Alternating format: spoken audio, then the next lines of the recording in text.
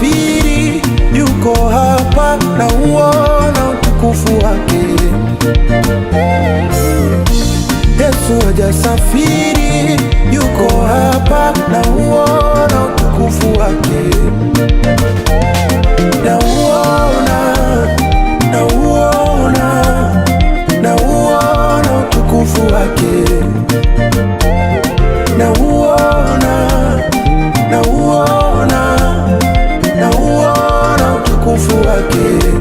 Yesu, Yesu, Yesu hajasafiri, yuko hapa na uona utukufu wake.